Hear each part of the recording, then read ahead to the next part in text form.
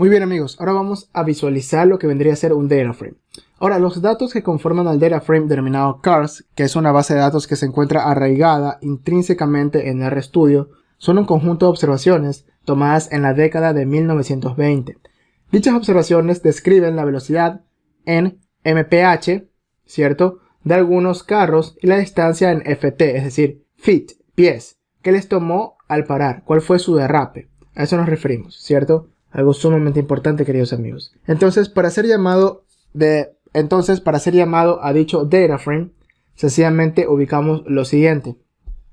Pero antes de continuar, recuerde que la velocidad se encuentra en unidades de mph. Tómalo como si fuera kilómetros por hora. Básicamente a eso nos referimos, ¿cierto? Es decir, su velocidad, que es mph, quiere decir que es miles per hour, millas por hora. Pero lo podríamos considerar como si fueran kilómetros por hora. No habría ningún inconveniente, es algo sumamente similar, solo son cuestiones de unidades, pero claro, tendríamos que transformar de millas a hora a kilómetros por hora. En la siguiente sesión le enseñaré cómo, no se preocupe. Ahora bien, describamos cómo podemos hacer llamado a dicha base de datos que se denomina CARS. Aquí nos aparecen todos los datasets, y usted puede observar aquí en pantalla que tenemos algo muy importante. Si nos dirigimos un poquito más abajo, podríamos encontrar aquel que se denomina CARS. Ese es el que queremos llamar. Entonces nos ubicamos al final de la línea de comando y presionamos sencillamente Control Enter. Y nos aparece justamente aquí en el lado derecho el detalle de que se está cargando. Por eso sale Promise. Pero hasta que se cargue podremos ubicar sencillamente CARS, ¿cierto?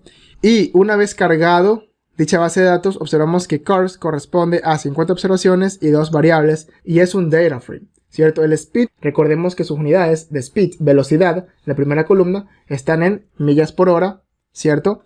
Para que no se confunda, lo puede tomar como kilómetros por hora, no hay ningún inconveniente. Sencillamente son para fines explicativos.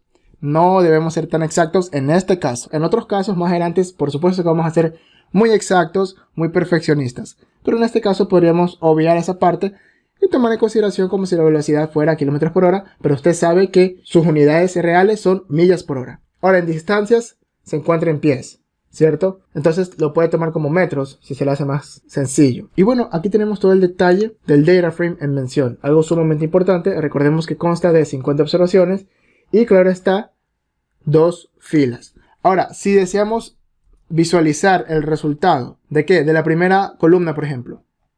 ¿Cómo sería?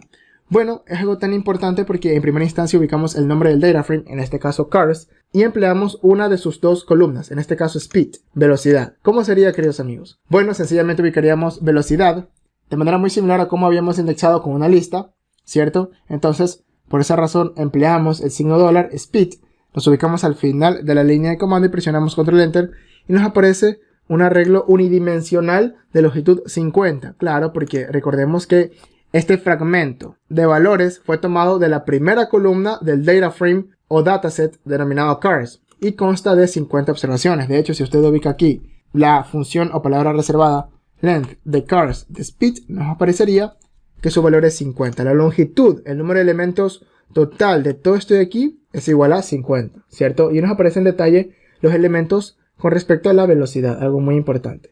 Ahora, ¿qué es lo que sucede si nosotros deseamos indexar, pero para que nos salga valores booleanos? Bueno, sería de la siguiente manera, ubicaríamos CARS, ¿de qué, amigos? De dist, la distancia, pero que me imprima las distancias, pero que nos aparezcan aquellas distancias de frenado, de derrape que tuvo el vehículo al ir a una determinada velocidad, ¿cierto? ¿Cuáles son? Justamente, ahora, si yo voy a una velocidad exhaustiva, a una velocidad exagerada, y yo freno a raya, obviamente voy a tener un número significativo de derrape, ¿cierto? En cuanto a sus unidades, en este caso son pies. ¿Pero por qué? ¿Por qué el carro se demoró más en pararse completamente y tuvo un derrape o un frenado considerable? Porque usted seguramente lleva velocidad. Entonces, muchas veces 100 pies es bastante.